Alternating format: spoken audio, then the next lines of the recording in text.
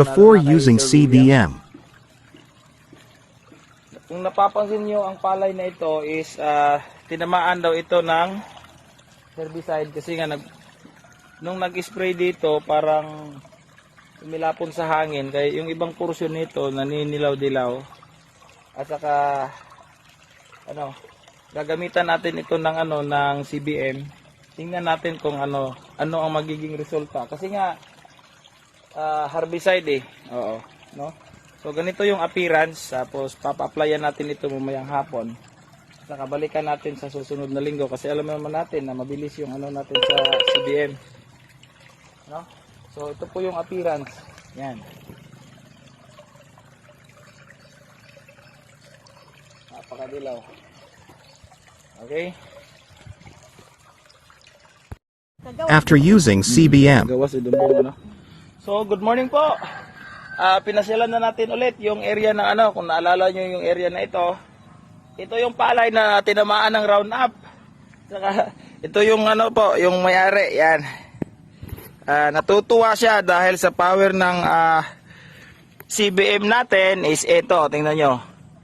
May mga dilaw pa rin pero ang kagandahan nakabitbit pa rin ng bunga, no? May mga dilaw pa rin pero wala, no effect si herbicide.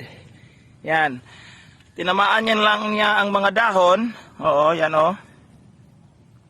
Pero hindi niya talaga napatay, no? Parang bumalik yung ng dahon, sigla ng dahon.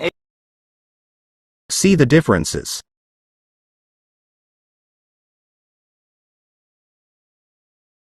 Halina kayo at makiisa sa aming layunin na gamutin at ibalik sa dating sigla ang lupa.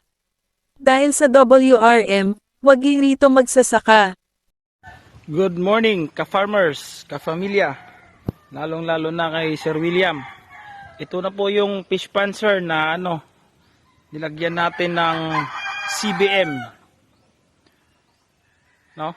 Ito na po yung appearance after 4 days. Yan.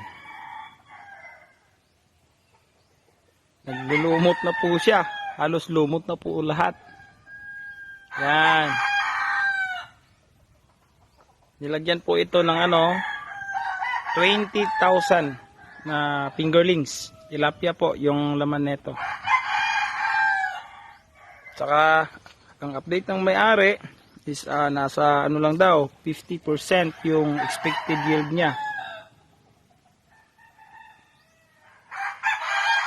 Feeding po yung nila dito. Saka malaking tulong po itong lumot na na-produce ng CBM natin. CBM Aqua. Yung kulay blue po na label. Isang piraso lang ginamit dito o 1 litro lang. Kasi nga nasa 500 square meters lang ito. At saka yung protocol natin is nasa 700 square meters. No? So yan na po yung appearance. Sobrang ganda.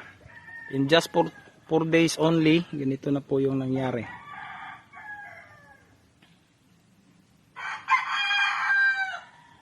Ito po si Kapamilya Eman ng Bohol.